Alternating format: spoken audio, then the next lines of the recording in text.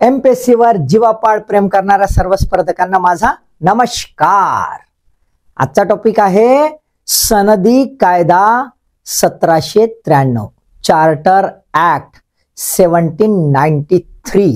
आपण 3 charter act याच्यानंतरची series राहणार आहे। 3 चार्टर ऍक्ट पाहणार आहोत, बरोबर आहे? ठीक आहे, त्यातला पहिला याच्यापूर्वी आपण बघितलं आहे की 1773 पासून कशा प्रकारे ब्रिटिश सरकार आपला जो कंट्रोल आहे तो कंट्रोल कंपनीवर, ईस्ट इंडिया कंपनीवर कसा वाढवत गेला। तर त्यातला एक टप्पा म्हणजे हा। अजून एक महत्वाचा आहे खास गोष्ट की पॉलिटिकल लोक किती चालू राहतात त्याचा सुंदर नमुना म्हणजे हा कायदा आपल्याला दिसून येते। याच्यामध्ये बाहेर माहोल बनवायचा, बाहेरच्या माहोलचा पूर्ण फायदा घ्यायचा, म्हणजे सुमडी मंदी एखादा कायदा कसा पास करता येते त्याचं सुंदर उदाहरण आपण पाहिलं ना आजकाल है ना। इकडे काहीतरी चालू राहते, मग तिकडे लक्ष डायव्हर्ट आणि इकडे सुमडी मंदी एखादा कायदा करून घ्यायचा, आपण तो हा कुठं झाला, हा असाच तो आहे, आलं ना लक्षात। आणि दुसरीकडे जर हा कायदा पाहिला तर आपल्याला दिसते कंपनीले पूर्ण टाईट करायचा एक प्लॅन, दुसरीकडे गव्हर्नर जनरलने द्यायचा लॉलीपॉप ना, दुसरीकडून त्याचं बिलकुल पूर्ण टाईट है ना। इकडे एका माणसासाठी सगळे पावर वाढवायचे है ना, आणि तिकडे देखावा दाखवायचा। पण असं असतानाही कायद्यामध्ये काही चांगल्या गोष्टी बी होतात, जरी एकाचा फायदा पाहत असला तरी काही चांगल्या, तर ती चांगली बी गोष्ट याच्यामध्ये आपल्याला दिसून येते। तर काय आहे ते आपण थोडक्यात समजून घेऊया, चालेल? ठीक आहे, राईट। पण नेहमीप्रमाणे 2 प्रश्न असलेच पाहिजे कुठं डोक्यात, कोणाच्या? ऍस्पायरंटच्या, स्पर्धा करणाऱ्या व्यक्तीच्या।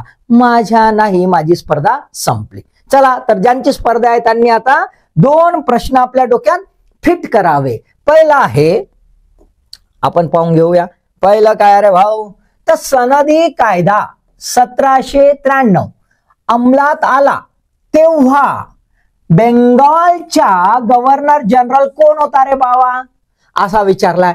हु was the governor general of Bengal when the chartered act 1793 was enacted. मला एकदम सोपा प्रश्न आहे, एकदमच सिंपल प्रश्न आहे, पण गुगली होऊ शकते म्हणून तुमच्यासाठी, म्हणजे कसे सोपे प्रश्न राहतात बुवा आणि तरी आपण काय लोचे करून ठेवतो याच्यासाठी हा प्रश्न आहे। पहिला आहे लॉर्ड कॉर्नवॉलिस, दुसरा आहे जॉन शोर, तिसरा आहे वॅरन हेस्टिंग आणि चौथा आहे लॉर्ड वेलेस्ली। तिसरे हे चारही काय आहेत, गव्हर्नर जनरल ऑफ बेंगॉल आहे। आता कोण होतो रे बाबा तेव्हा ते पाहावं लागेल आपल्याला, ठीक आहे? ते तुम्हाला व्हिडिओ मध्ये माहित होईल, ठीक आहे। दुसरा वाला आहे, खालील पैकी कोणत्या तरतुदी सनदी कायदा 1793 मध्ये नमूद होत्या? कोणत्या होत्या रे बाबा?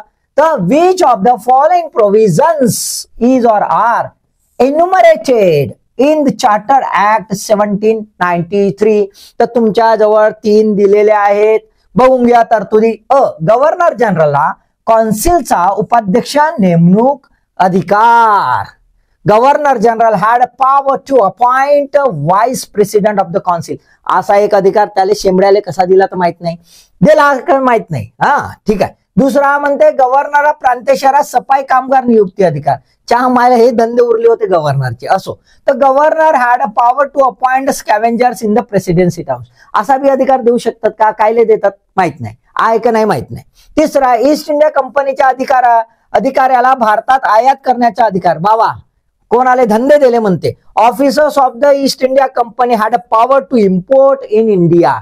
आता हे कसे देणार माहित नाही, पण आता दिसते बाबा असं काहीतरी प्रश्न विचारू शकतात है ना। तर याही प्रश्नाचं उत्तर शोधायचं आहे तर आपल्याला काय करावं लागेल, व्हिडिओ संपवावा लागेल आणि अशा प्रकारचे प्रश्न आपल्या डोक्यात बनवत जायचे, प्रश्न बनवायचे ना, वाचत जायचं, बस बापू रिझल्ट आपला आला का नाही लक्षात। तर आता व्हिडिओ समजून घेऊ। 1793चा सनदी कायदा चार्टर्ड ऍक्ट ऑफ 1793 तुमच्यासाठी, चला बघा। पा बाबा काय म्हणते, चल रे बाबा। कोण हो रे भाऊ तू? अरे बाबा हेनरी डुंडास, याच्यापूर्वी बी हा पाहिला होता आपण नाही का। हा म्हणजे तुम्हाला दिसनाच, को द्यायला नाव काय आहे, फर्स्ट विन्स्कॉन्ट मॅलव्हॅली, असं लॉर्ड मॅलव्हॅली सुद्धा म्हणायचे, प्रेसिडेंट होता हा. कोणाच्या? आहे ना, क्रिकेटच्या का बीसीसीआयचा नाही, बीओसी म्हणलाय, बीसीसीआय नाही, है ना. बीसीसीआयचे प्रेसिडेंट वेगळे, इथले प्रेसिडेंट कोण आहे ना, BOC, board of control. Board of कंट्रोलच्या बाबा, बोर्ड ऑफ कंट्रोल कुठं राहायचं? तर आपल्याला माहित आहे इंग्लंड मध्ये राहायचं. काय धंदे करायचे? तर हे बाबा कंपनीवर पूर्ण कंट्रोल, याचे धंदे. ठीक आहे, चला बघून घेऊया. महत्वाचं आहे की हा कायदा काऊनच झाला, त्याची पार्श्वभूमी. आता काय झाला, लॉर्ड कॉर्नवॉलिस जो होता है ना, हा एकदम पॉवरफुल. 1786चा कायदा केवळ त्याच्यासाठी बनला. त्याने एवढ्या डिमांड, मले हे पाहिजे घे रे बावा, मले ते पाहिजे घे रे बावा, है ना. कमांडर इन चीफ तूच, है ना, सगळे ओव्हर रायडिंग पॉवर तुलेच. म्हणजे त्यानं पूर्ण कौन्सिलने असा काय बनवून टाकला होता, काय बनवून, झामल्या, पूर्ण झामल्या बनवून टाकला होता. आता हा झामल्या कौन्सिल जो आहे तर पुढे ठेवायचा का, गव्हर्नर जनरल एवढा पॉवरफुल बनवायचा का?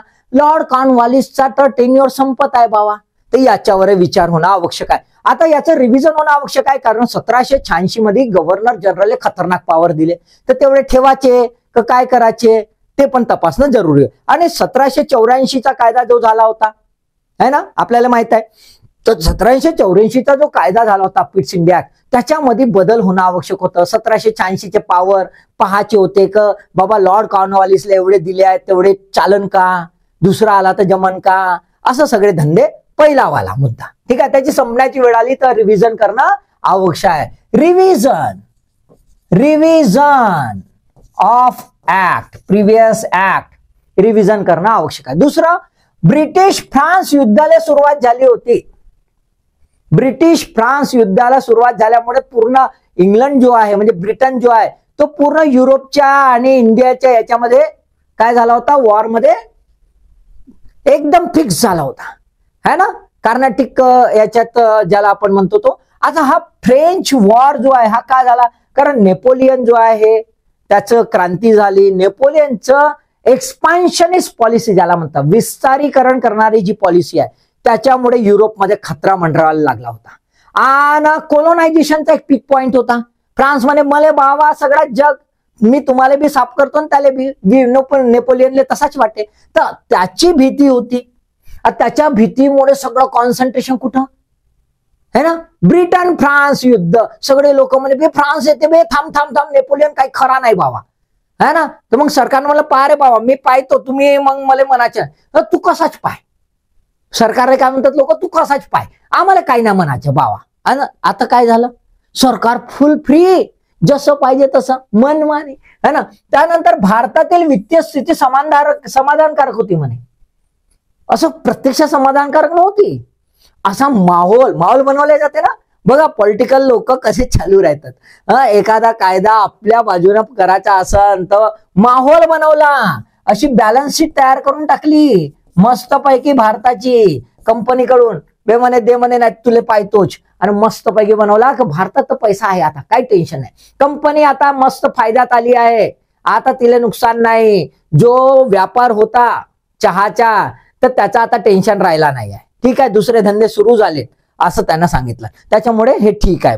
तिसरं आहे, विलियम पिट जो आहे तो सत्तेच्या शिखरावर होता, मेजॉरिटी होती, पॉवरफुल झाला होता, है ना. त्यामुळेच तर बघा 1784चा कायदा पहिल्यांदा रिजेक्ट झाला मार्जिनना, दुसऱ्यांदा पारित झाला, त्यानंतर त्याचा पॉवर वाढत गेला.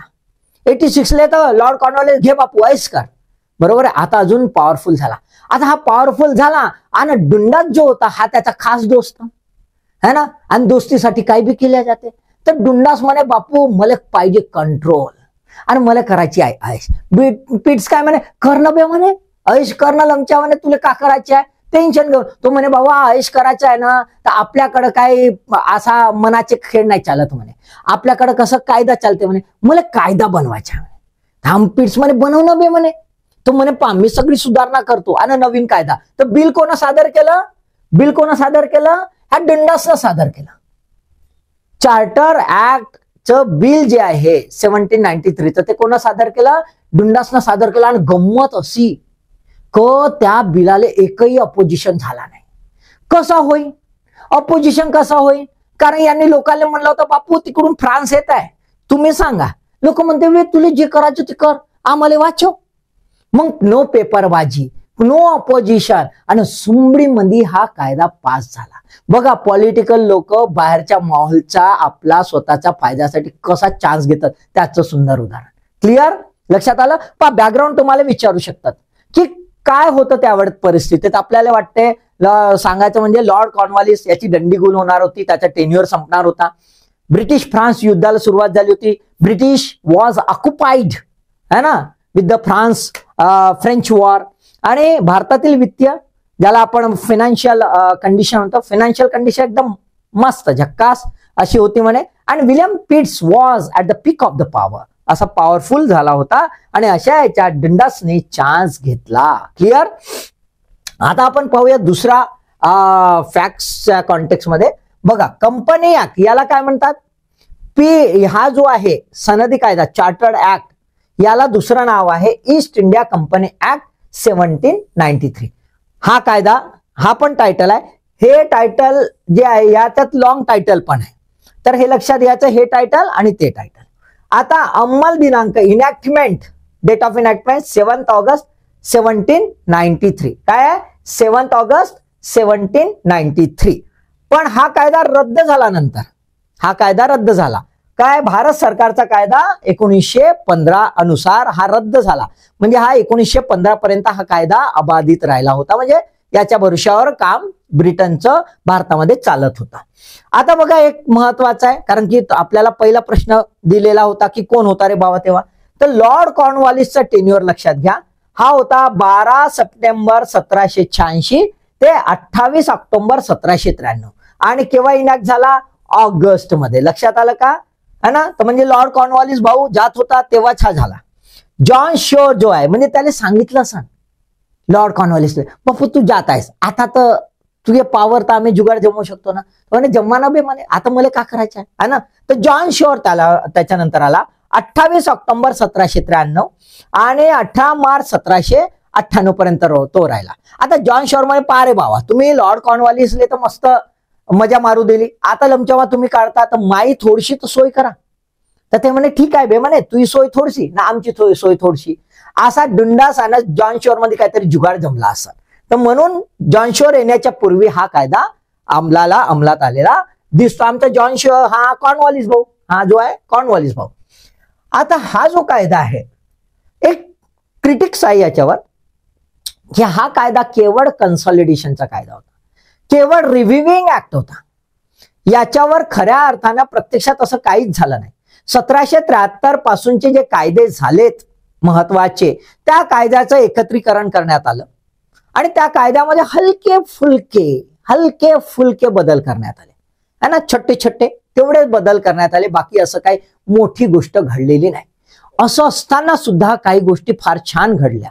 तर त्याचं आपण नटशेल मध्ये पाहून घेऊया. काय तर कंपनीचे भविष्य पहिल्यांदा निश्चित झाले. Confirm the future of a company, की कंपनीचं भारतात अस्तित्व राहील का, राहील तर त्याचं स्वरूप कसं राहील हे पहिल्यांदा कन्फर्म झालं. म्हणजे कंपनीची भीती आता थोडेसे दूर झाली.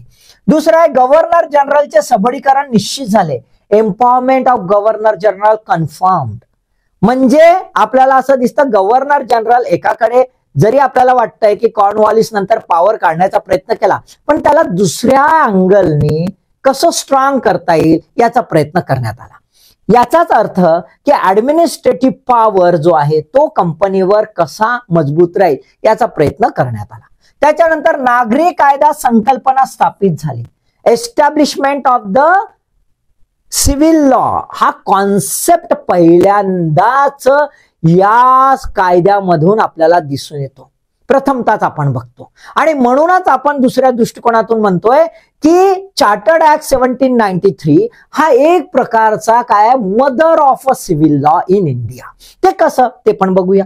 त्यानंतर प्रशासन न्यायालय याच्यामध्ये विभागणी झाली. Separation of administration and judiciary in the context of judicial functions.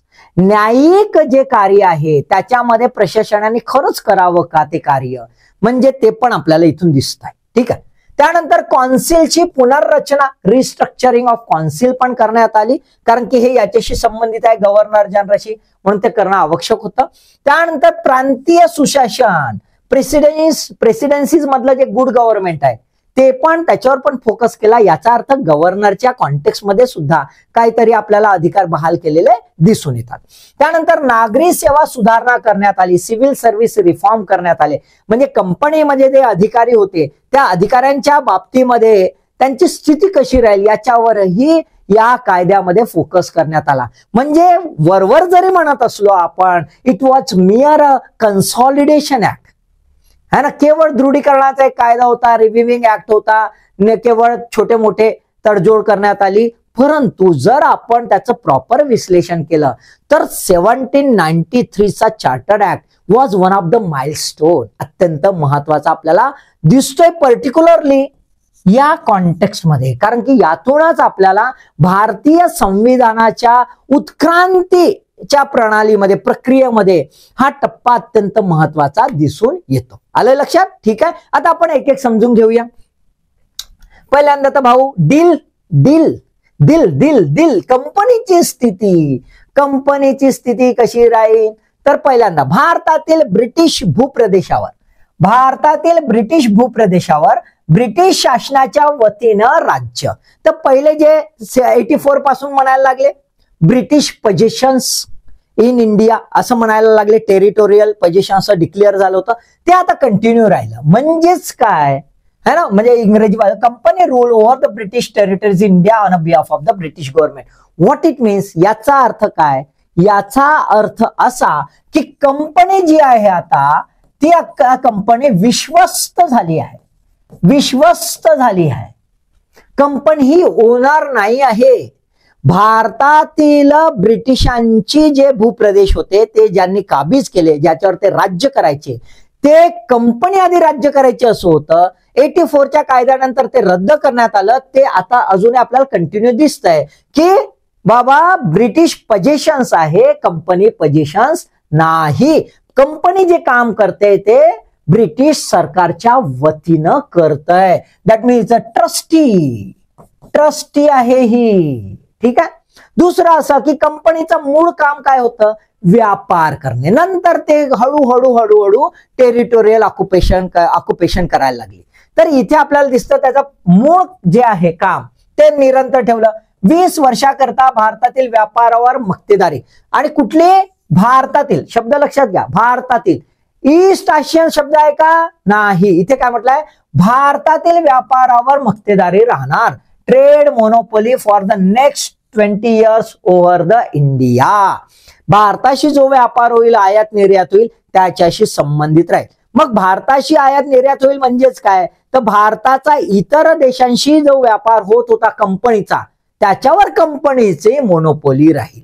आता मोनोपोली जी आहे ती असल्यावर आपल्याला काय दिसतंय की कंपनीचं आता अस्तित्व एक व्यापारी इन्स्टिट्यूशन, ज्याला बिझनेस इन्स्टिट्यूशन, ज्याच्यासाठी ती बनली होती 1600 मध्ये, ते आता अबाधित आहे. त्याला काही धक्काबुक्का लागला नाही. पण त्याच्यामध्ये आता बऱ्याचशा सुधारणा, वर बघता त्याला मोनोपोली जरी दिली तरी सुद्धा आता त्याची मोनोपोली थोडीशी वीक केलेली आपल्याला दिसून येते. पण वेगळ्या कॉन्टेक्स्ट मध्ये. वरवरून वाटते की मोनोपोली आहे, पण आतमधून असं वेगळ्या प्रकारचं काय केलंय? कंपनीलाच म्हटलं कंपनी प्रिव्हिलेज आणि कंपनी ट्रेड.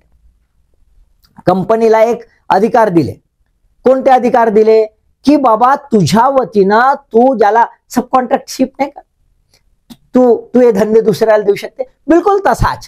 तर असा जो भाग झाला त्याला आपण काय म्हणतो? कंपनी विशेषाधिकार किंवा कंपनी व्यापार. याच्या आधारावर कंपनी जी आहे एका खाजगी व्यक्तीस, ब्रिटिश जो आहे रेसिडेंट, एक खाजगी व्यक्ती किंवा कंपनीमधील एखादा अधिकारी त्याला काय देऊ शकते? तर त्याला लायसन्स, परवाना देऊ शकते. कशासाठी?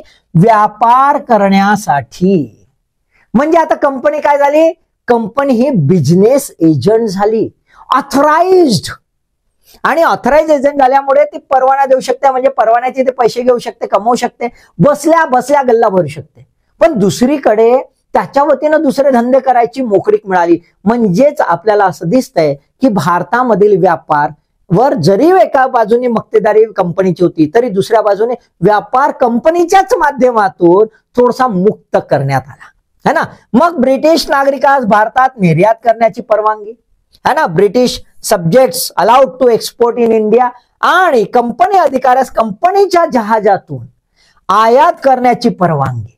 म्हणजे ब्रिटिश जो ऑफिसर होता कंपनीमध्ये काम करणारा त्याला काय मिळालं आता, त्याला मस्त मोकळीक मिळाली. तो ब्रिटिशच्या म्हणजे कंपनीचं जहाज घेईन त्याच्यावरच माल घालन आणि बम फायदा करा है ना. हे कशाला गरज होती बाबा.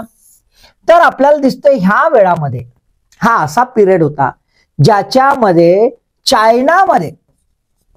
चायनामध्ये व्यापार वाढत होता आणि चायनामधली सर्वात महत्वाची डिमांड म्हणजे काय तर तिथे हेल्थ जो आहे, हेल्थ ट्रेड ज्याला आपण म्हणू है ना, आरोग्याचा व्यापार हा खूप वाढला होता. आणि आरोग्याच्या व्यापार म्हणजे आरोग्याचे बरेच रिसर्च आणि बऱ्याच गोष्टी होत्या. त्याच्यामध्ये सर्वात महत्वाचा जो होता तो म्हणजे ओपियम हा ना. हा बऱ्याच शस्त्रक्रिया आहेत, बऱ्याच औषधी आहेत त्याच्यामध्ये वापरल्या जायच्या आणि त्याच्यावर रिसर्च चालू होते. त्याच्यावर मोठी इंडस्ट्री तयार होत होती, हेल्थ इंडस्ट्री. आणि त्यामुळे अफूची डिमांड जी आहे चायनामध्ये खूप होती. आता ही जी आहे ही अपॉर्च्युनिटी ब्रिटिशांना उचलायची होती आणि त्याच्यासाठी म्हणून हे फ्रीडम देण्यात आलं आणि कंपनीला त्याच्यामुळे फायदा अधिकाधिक. आणि त्याच्यामुळे काय झालं की ह्या फ्रीडममुळे कंपनीलाही फायदा झाला आणि व्यापार जो आहे तो जबरदस्त वाढायला लागला. आणि म्हणूनच आपण पहिल्यांदा शब्द पाहिला की भारताची स्थिती सुधारायला लागली होती. खरं तशी नाही, भारताची स्थिती नाही, हे इकडे धंदेवाल्याची स्थिती सुधारत होती, पण भारताची होती असा गृहीत धरा. ठीक आहे, लक्षात आलंय का. तर कंपनीची स्थिती काय दिसत आहे की त्यांची मोनोपोलिस्टिक जी आहे पॉवर ट्रेडचा तो भारतावरील अबाधित त्यांनी ठेवला होता.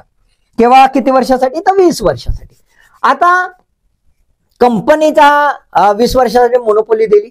आपण पाहिलेला आहे की 1773चा कायदा हा याच्यासाठी आणला होता की कंपनी बर्बाद होत होती आणि कंपनीसाठी त्यांनी लोन मागितलं होतं गव्हर्नमेंट ऑफ इंग्लंडला म्हणजे ब्रिटनला.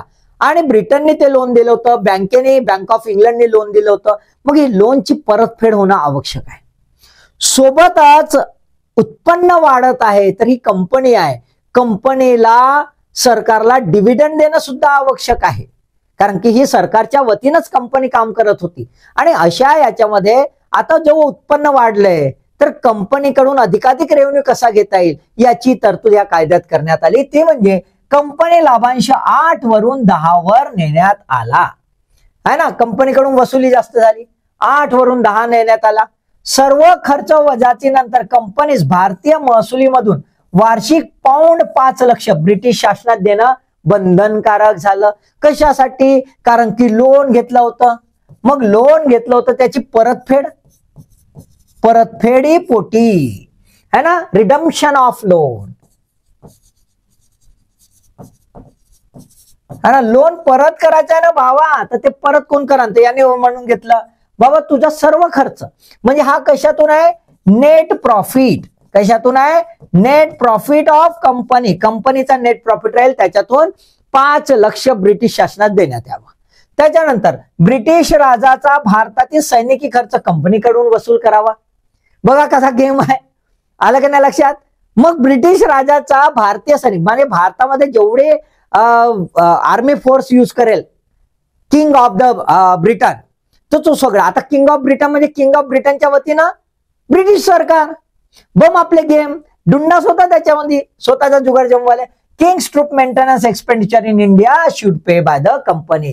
कोणत्या आधारावर, कंपनीचा बाबा आलमाल आहे या आधारावर. भारतामध्ये युद्ध आणि भौगोलिक विस्तार हे कंपनीच्या हिताच्या विरुद्ध असेल.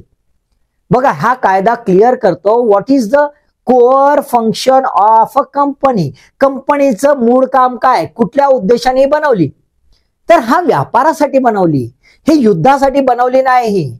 Company cannot become a sovereign state. एक सार्वभौमिक राज्य संकल्पना त्यांनी निर्माण नाही करावी. कारण सार्वभौमिक राज्य जे असतं त्या संकल्पनेमध्ये काय आहे की तो कोणाशी युद्ध करू शकतो, कोणाशी तह करू शकतो. मग कंपनी हे करायला लागली, बक्सरची लढाई, प्लासीची लढाई, प्लासीच्या लढाईपासून बक्सर इकडे सगळे. ते म्हणे हे कोणते धंदे रे बाबा, ते तू नाही. हे कोण निश्चित करेल आता? ब्रिटिश शासन करेल कोणाशी युद्ध करायचं कोणाशी नाही भारतामध्ये. तू नाही करणार, आमचे सैनिक राहतील, है ना. तुझे जे काही सैनिक वगैरे असतील ते तुझ्या मेंटेनन्ससाठी, असं त्यांनी सांगितलं. बाबा हे त्या काही याच्यात नाही. पण हे असं सांगून सुद्धा कंपनीनं घेतला चान्स. कारण ब्रिटन तिकडे, हे इकडे, 7 समुद्र पलीकडेचे गोष्ट आहे ना, इकडे जुगार जमवून घ्यायचा. तर त्याच्यामुळे आपल्याला काय दिसते, म्हैसूर वार जो आहे, म्हैसूर वार हा त्यानंतरही घडून आला. म्हणजे यांनी काय केलं, चार्टर्ड ऍक्ट 1793 याला व्हायोलेट करून टाकला, है ना, व्हायोलेशन केलं त्याचं. म्हणजे हा जुगाड. पण तरतूद काय आहे? तरतूद ही आहे की कंपनीने आपलं मूळ काम करावं. टेरिटोरियल ऑक्युपेशन हे त्याचा धंदा नाही, युद्ध करणे हा त्याचा धंदा नाही. आता त्याच्यानंतर कंपनीच्या कारभाराचा वार्षिक अहवाल ब्रिटिश संसदेत सादर करणं बंधनकारक. आधी पण होतं, हेच जशान तसं ठेवलं. ठीक आहे. Annual report to be submitted in a British parliament. त्याच्यानंतर गव्हर्नर जनरल, गव्हर्नर आणि सरसेनापतीची नेमणुकीस ब्रिटिश राजाची मंजुरी अनिवार्य. पहिले कसं होतं, रिकॉल करेल किंग.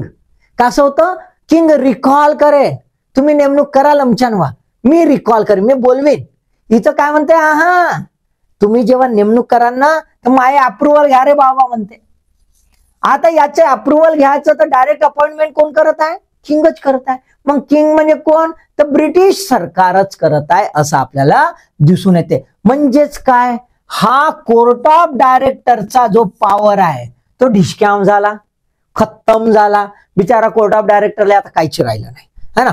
उच्च पदस्थ अधिकाऱ्यांस भारतातून अनुपस्थिती, रजा, नकार, है ना, absence leave from India not allowed to high rank officers of the company. कंपनीतले जे काही अधिकारी म्हणजे कोण, governor general, commander in chief जे आहे किंवा गव्हर्नर, हे जर सपोज टू बी युरोपमध्ये जात असतील सुट्ट्या मनवाले तर त्या सुट्ट्या अलाऊ नाही आहेत. का तर लमचे हे तिथे जाऊन काही जांगड गुत्ता तर नाही करत. बापू तिथं गेले भारतात तर तिथंच राहा. आलं का नाही लक्षात? तिथं गेले तर तिथंच राहा, बाकी ठिकाणी जायचं नाही. नागरी सेवेतील पदोन्नती सेवा ज्येष्ठतेच्या आधारावर. प्रमोशन कसे होणे यार, तुमची सर्व्हिस लेंथ कशी आहे, सर्व्हिस लेंथ कशी आहे त्याच्या आधारावर सांगण्यात आलं. बघा लक्ष्मीकांतच्या इंडियन पॉलिटीमध्ये आपण 1793चा ऍक्ट बघतो, त्यामध्ये काहीच बाबी दिलेल्या आहेत. मी लक्ष्मीकांत सोबत लक्ष्मीकांतच्या नंतरचे अजून काही असतील ते सर्व इथे ऍड केले. त्यामुळे लक्ष्मीकांतच्या गाईडच्या आधारावरच हे घेतला इंडियन पॉलिटी, पण त्याच्या आधारावर घेताना सोबत मी लिंक दिलेली आहे. तर ह्या सर्व बाबी तुम्हाला समजून घ्यायच्यात. आलं की नाही लक्षात? ठीक आहे. तर हा आधार कुठला घेतला, तर इग्नूचा आधार घेतला, है ना, नॅशनल ओपन स्कूलचा आधार घेतला, एखादी युनिव्हर्सिटी आहे त्या युनिव्हर्सिटीचे जे आहेत नोट्स त्याचा आधार घेतला, है ना, ऑथेंटिकचा. तर तेवढं लक्षात ठेवा, नाही तर मनानलमच्या लक्ष्मीकांत मध्ये दिसलाच नाही, है ना. तर लक्ष्मीकांतच्या सोबत आणि लक्ष्मीकांतच्या नंतर बी. ठीक आहे. चला आता गव्हर्नर जनरल जो आहे कंपनीचं तर तुम्हाला लक्षात आलं कसं काय, तर है ना, कंपनीचे पॉवर्स तुम्हाला लक्षात. आता गव्हर्नर जनरल जे आहे त्याचं मजबूतीकरण कसं केलं, त्याचं एम्पॉवरमेंट कसं करत, त्याची स्ट्रेंथ कशी वाढवली, तर पहिलं पाहू. 1786 मधील गव्हर्नर जनरलचे अधिलिखित अधिकारास आता नियमित केले.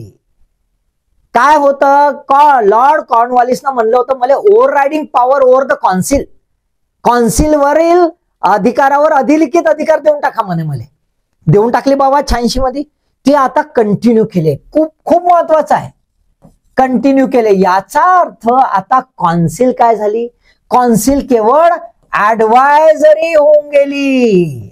कशी झाली, केवळ सल्लागार समिती होऊन गेली. पहिले सल्लागार नाही, ती निर्णायक समिती होती. बाय मेजॉरिटी मध्ये कॉन्सिलच्या वतीनं लागायचं, गव्हर्नर जनरल चुपचाप वाट पाहायचा. वॅरन हास्टिंग मध्ये का झाला रे बाबा म्हणे. आलं का नाही लक्षात? आता कॉर्नवॉलिसनं ती बाजी पलटवून टाकली. क बाबा काही सर्टन केसेसमध्ये, काही महत्वाच्या बाबीमध्ये बघा महत्वाच्या बाबीमध्ये बाबा मला तर पॉवर पाहिजे, कौन्सिल काही म्हणो मी ठरवेन, मला वेटो पाहिजे. आलं की नाही लक्षात? तर तो वेटो पॉवर कंटिन्यू आता राहिला, म्हणजे गव्हर्नर जनरल तर कौन्सिलच्या वर गेला, पॉवरफुल झाला. त्यानंतर बेंगॉलमधील अनुपस्थिती दरम्यान कौन्सिल मधील नागरी अधिकाऱ्याची उपाध्यक्ष नेमणुकीचे अधिकार त्याला मिळाले. है ना? Power to appoint the civilian member of council.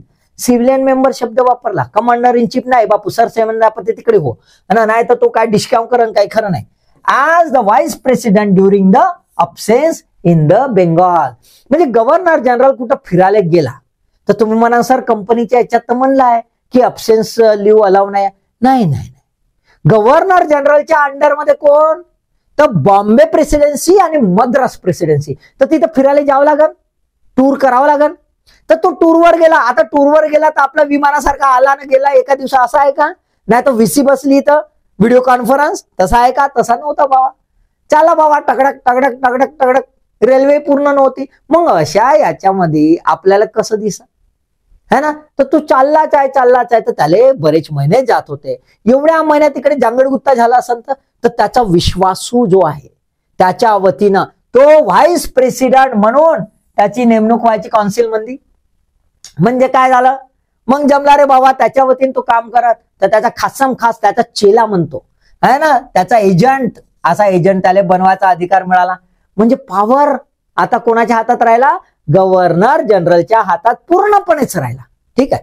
बेंगॉलमध्ये company सनदी अधिकारी किंवा ब्रिटिश रहिवासी या शांतता न्यायाधीश म्हणून नेमणुकीचे अधिकार देण्यात आले.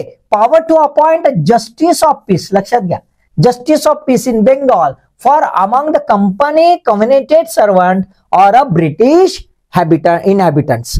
एवढा पॉवर त्याला आला. मग कोणता?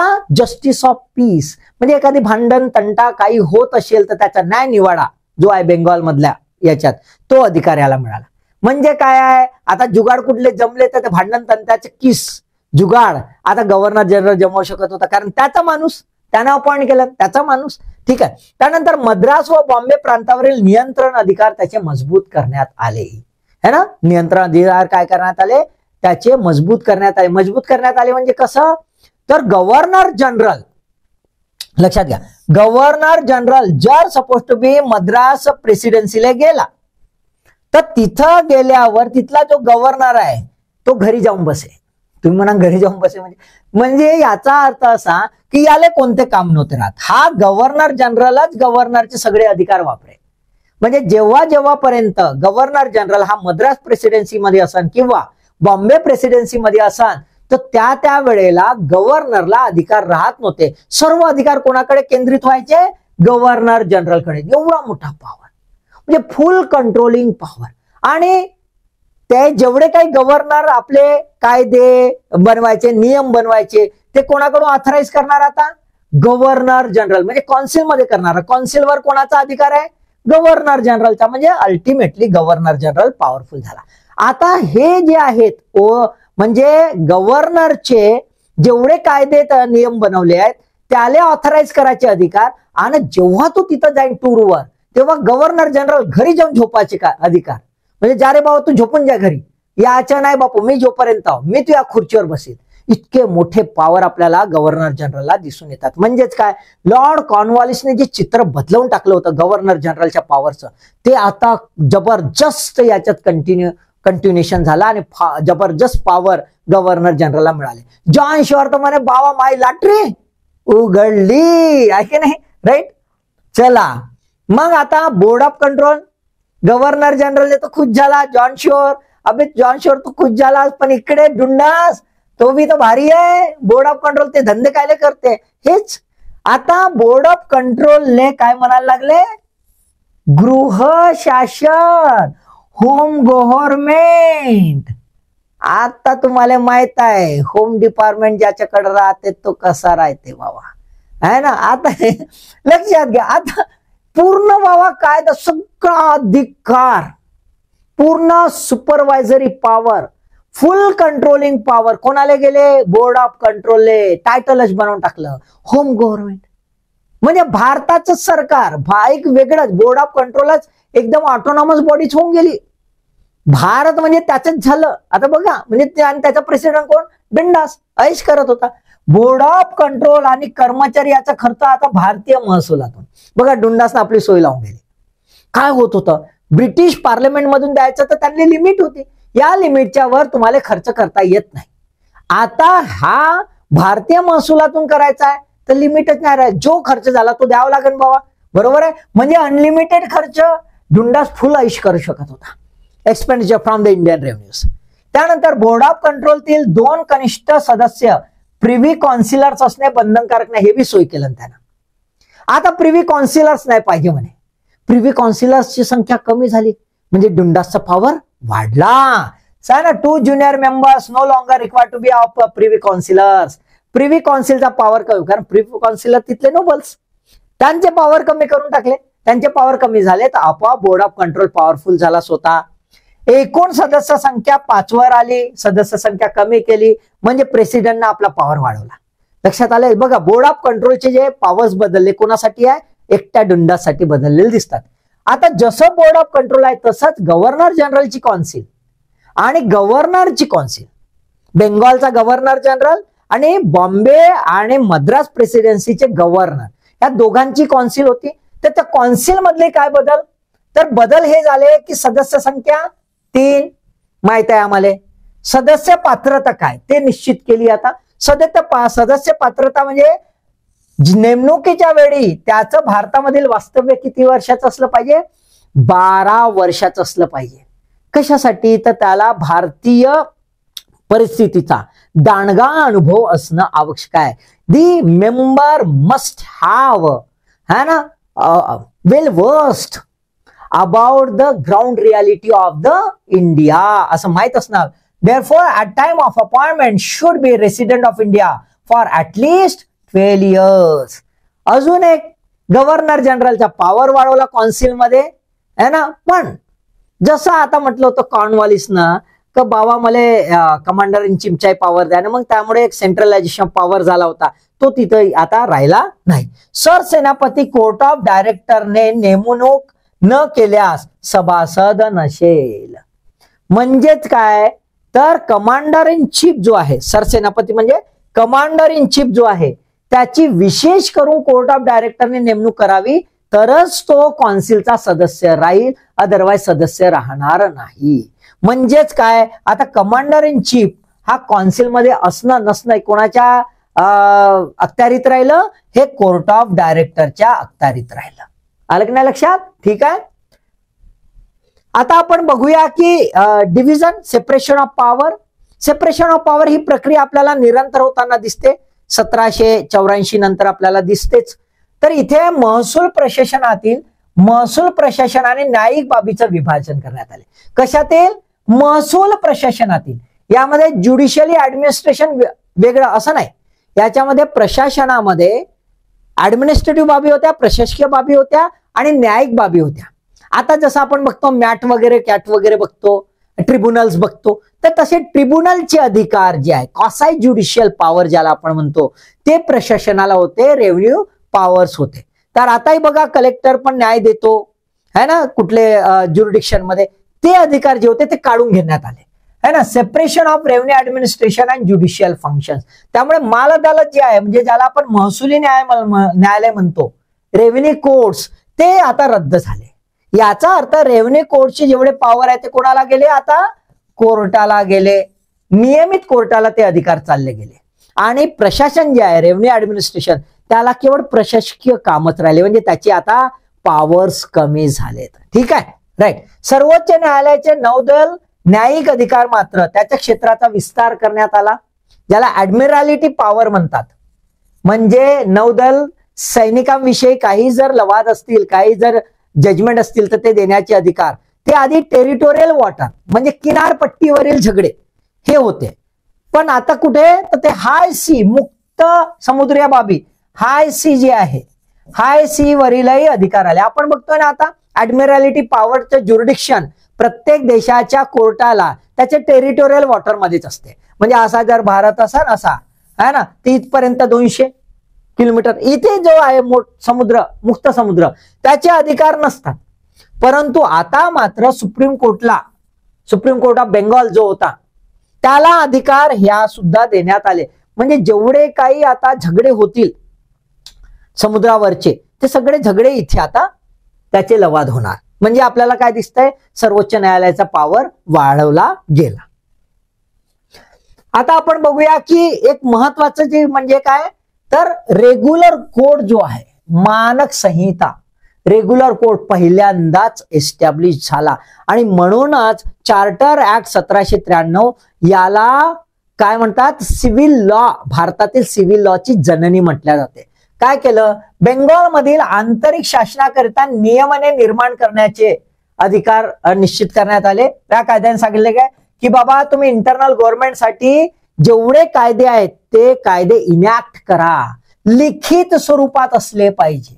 कसे असले पाहिजे, लिखित स्वरूपात असले पाहिजे, स्पष्टपणे क्लिअर असले पाहिजे. आणि जे काही रूल्स रेग्युलेशन्स आहेत हे कोणावर आहेत तर इंडियन सब्जेक्ट्सवर आहेत.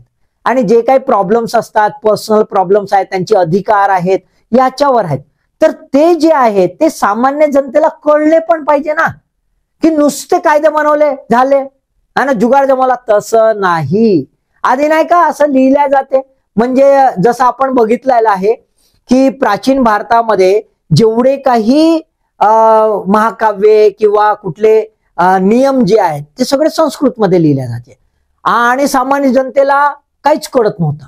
मग सामान्य जनतेला कळत नव्हतं त्यामुळे जे सांगितलं ते होच म्हणायचं. हा काय म्हणतोय बाबा ब्रिटिश सरकार, तसं नाही, कायद्याचं राज्य असलं पाहिजे. तर मग कायदा तर कळला पाहिजे ना लोकांना. तर मग लोकांना कळण्यासाठी नियमने भारतीय लोकांचे अधिकार, संबंध आणि संपत्ती बाबत असून, कशाशी, अधिकार, संबंध आणि संपत्ती बाबत असून न्यायालयाने न्याय निवाडा या संहितेच्या अधीन राहूनच करायचं आहे आणि ते वेगवेगळ्या भाषेत भाषांतरित करावे, वेगवेगळ्या भाषेत भाषांतरित करावे, जेणेकरून लोकांना त्यांचे अधिकार, विशेषाधिकार आणि संरक्षण बाबत जाणून घेता येईल. ह्या दोन बाबी अत्यंत महत्वाच्या ज्या आहेत या कायद्यामध्ये तरतूद करण्यात आली. काय करण्यात आलं, पहिल्यांदा कायदा लिखित केला की जो कायदा असेल त्या कायद्याच्या बंधनात, म्हणजे कोर्ट जे आहे न्याय निवाडा देताना, जजमेंट देताना जे इंटरप्रिटेशन करायचं, त्या इंटरप्रिटेशन करताना कशाचा आधार घ्यायचा, या लिखित कायद्याचा आधार घ्यायचा. या लिखित कायद्याच्या अंतर्गत त्याच्या चौकटीतच राहून तुम्हाला निर्णय द्यायचा आहे. म्हणजे कोर्टाचा फालतूचा डिस्क्रिशनरी पॉवर डिस्काउंट खतम, मन की बात, नो, फिनिश. आलं की नाही लक्षात. असं का केलं, कारण की आधी जेव्हा होते राजे, जेव्हा होते राजांच्या वेळामध्ये जे शासन चालायचं, जे नियम राहायचे ते नियम राजा आपल्या हिशोबाने बदलवायचा, आपल्या हिशोबाने जुगाड जमवायचा. अलिखित बऱ्याच गोष्टी राहायच्या, डिस्क्रिशन जबरदस्त राहायचं. प्रथमच आपल्याला असं दिसतंय की ब्रिटिश सरकार म्हणतं या कायद्याच्या माध्यमातून की बाबा असे कायदे बनणार ज्या कायद्याच्या अंतर्गतच न्याय निवाडा होईल. मग हे कायदे लोकांना माहीत असणं आवश्यक आहे. बघा, sensitisation of the act, sensitisation of rights, एवढं मोठं काम, किती मोठी उपलब्धी आहे बघा. आपल्याला किती मोठी उपलब्धी दिसते. भारतीय संविधानाच्या दृष्टिकोनातून बघणं खूप महत्वाचं आहे, है ना, की सर्व कायदे हे स्थानिक भाषेत भाषांतरित करा, जेणेकरून सामान्य जनतेला आपल्या अधिकाराची जाणीव झाली पाहिजे, आपल्या संरक्षणाची जाणीव झाली पाहिजे, है ना. All law should be translated in Indian language to know the rights, privileges and immunity of the Indians. जेणेकरून जेव्हा ते कोर्टात जातील बिचारे सामान्य जनता, त्या सामान्य जनतेला आपले अधिकार कळले पाहिजे, ते मांडू शकले पाहिजे, आपला हक्क प्राप्त करू शकला पाहिजे. इतकं मोठा अधिकार. आणि म्हणून आपल्याला काय दिसते, फर्स्ट टाइम नागरिक कायद्याची संकल्पना प्रथमताच इथे रुजवण्यात आली, खुलवण्यात आली, स्थापित करण्यात आली. आलं का नाही लक्षात. आता स्थापित करण्यात आली असं जर बघितलं आपण तर पहिल्यांदा आपल्याला कोण सांगतोय, एक कायदा सांगतोय. माणूस सांगतोय का, इथे कुठला धर्म, जात, पंथ या दृष्टिकोनातून आहे का, नाही, सर्व लोक एक अशा दृष्टिकोनातून. म्हणून हा आपल्याला दिसतोय पहिल्यांदाच सेक्युलर लॉ इन्स्टिट्यूशनलायझेशन, है ना. प्रथमच आपल्याला एकदम secular point of view, secular agency, एक कायदा म्हणतोय कायदा बनवा, है ना. किती महत्वाचं आहे बघा. तर कायद्याचं राज्य आणि कायद्यातून राज्य करणे हे ब्रिटिश शासनाने पहिल्यांदाच भारतीयांना सांगितलेलं दिसतंय. आणि शेवटचं म्हणजे असं की गव्हर्नर जो आहे प्रेसिडेन्सी त्यालाही अधिकार होते का? हो बाबा. आता प्रेसिडेन्सी जी आहे त्या प्रेसिडेन्सी टाउन्स होते है ना, मद्रास टाउन, बॉम्बे टाउन. आता हे टाउन जे आहे तिथे लोक जे व्यापार करायला यायचे, व्यापार खुल्ला फुल्ला होता, त्यामुळे तिथे प्रशासन जे आहे त्या प्रशासनामध्ये सुशासन येणं आवश्यक होतं. गुड गव्हर्नमेंट ही संकल्पना त्या वेळात आपल्याला दिसते, स्थापित करण्याचा प्रयत्न करण्यात आला आणि त्यामुळे गव्हर्नरचे अधिकार वाढवले. काय वाढवले? तर सफाई कामगार नियुक्ती. याचा अर्थ काय? किती महत्वाचा आहे.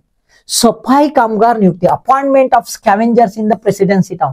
म्हणजे आपल्याला इथे है ना केवळ लॉ अँड ऑर्डर इथपर्यंतच आता ब्रिटिश सरकार विचार करत नाही, तर एक जे शहर आहे ते शहरीकरण जे होत आहे त्या शहरीकरणामध्ये सुव्यवस्था कशी राहील, त्या शहरीकरणामध्ये क्लीनलीनेस, स्वच्छता कशी राहील, जेणेकरून ते शहर हॅबिटेबल राहील, राहण्यायोग्य राहील. याच्यासाठी आपल्याला दिसते प्रेसिडेन्सी टाउन मध्ये गव्हर्नरला स्कॅव्हेंजर्स जे आहे सफाई कामगार त्याची नियुक्ती करण्याचे अधिकार दिले आणि सोबत त्याचे ते रन करण्याकरिता सफाई कर स्कॅव्हेंजर रेट हा सुद्धा लादण्याचा अधिकार दिला. आपण बघतो आज पण है ना कॉर्पोरेशन्स मध्ये सफाई कर आपल्याला दिसून येतोय. किती महत्वाचं आहे. म्हणजे स्वच्छतेवर तेव्हापासून ब्रिटिशांनी भर दिलेला आहे. म्हणजेच कुठलंही शहर जर असेल तर ते सस्टेन झालं पाहिजे, शाश्वत झालं पाहिजे, ते राहण्यायोग्य असलं पाहिजे, हॅबिटेबल असलं पाहिजे. हॅबिटेबल असणे किंवा सस्टेन असणे म्हणजे काय? तिथे स्वच्छता असणं आवश्यक आहे. दुसरं, अंमली मद्य विक्री परवाना सुद्धा. इकडे स्वच्छता आहे पण मन की स्वच्छता पण होणं आवश्यक आहे, तन की स्वच्छता पण होणं आवश्यक आहे. आणि म्हणूनच आपल्याला काय दिसते, अंमली मद्य विक्री याचा पण लायसन्स नाही तर बसले कुठे गुत्ता धरला, ताडी दिली, गेरे बापू पे रस्त्यावर आणि डोल तिकडे न मर, असं नाही. कुठला आहे तर जेवढे काही स्पिरिटियस लिकर्स आहेत त्याचा परवाना राहील, त्याचं लायसन्स राहील. आणि लायसन्स नाकारण्याचा अधिकार, बघा लायसन्स नाकारण्याचा अधिकार गव्हर्नरला देण्यात आला. कशासाठी? की जेणेकरून लोकांचं हेल्थ कंट्रोल राहावं, दुसरं त्यातून येणार रेव्हेन्यू त्याच्यावरही कंट्रोल राहावं है ना. म्हणजे इतके सुंदर अधिकार आपल्याला काय दिसतंय गव्हर्नरला दिलेले दिसून येतात. पण दुसरीकडे गव्हर्नर बिचारावी कसं, आता गव्हर्नर जनरल आला का खुर्चीवर उठून घरी जाऊन झोप, असं आपल्याला दिसून येते. म्हणजे वरवर पाहता जर आपण बघितलं तर चार्टर ऍक्ट 1793 है ना, म्हणजे सनदी कायदा 1793 याला टीकात्मक दृष्ट्या जर बघितलं तर असं म्हटलं जातं की हा वरवर उडता उडता कायदा बनवला है ना, नुसते तडजोड करण्यात आली, असे काही मोठे बदल करण्यात आले नाही. पण यातील सर्वात इम्पॅक्ट करणारा जर जे असेल तर establishment of the civil law, याचं संस्थानीकरण झालं, याचं इन्स्टिट्यूशनलायझेशन झालं हे आपल्याला दिसतंय. आणि दुसऱ्या बाजूला आपल्याला असं दिसतंय की गव्हर्नर जनरलचे अधिकार सुद्धा वाढलेले दिसून येतात. जे अधिकार आधी बहाल केले होते त्याचं कन्सॉलिडेशन पण झालेलं दिसून येत आहे. तर 1793चा कायदा यामुळेच भारतीय संविधानिक दृष्टिकोनातून अत्यंत माइलस्टोन आहे. आलं लक्षात? तर लक्ष्मीकांतच्या जे पॉइंट्स दिले त्याच्यासोबत हे थोडंसं विश्लेषण तुमच्या कामी नक्की येईल. प्रिलिम मध्ये कामी येईल, मेन्सला कामी येईल, कधी कधी इंटरला कामी येऊ शकतं. ठीक आहे, त्यामुळे व्हिडिओला लाईक करा, शेअर करा है ना, करा करता म्हणत, असं मी काही म्हणत नाही. अभ्यास करताच, त्याच्यासाठी मी कधीच म्हणत नाही. अभ्यासासाठी तुमच्या रिझल्टसाठी ऑल द बेस्ट.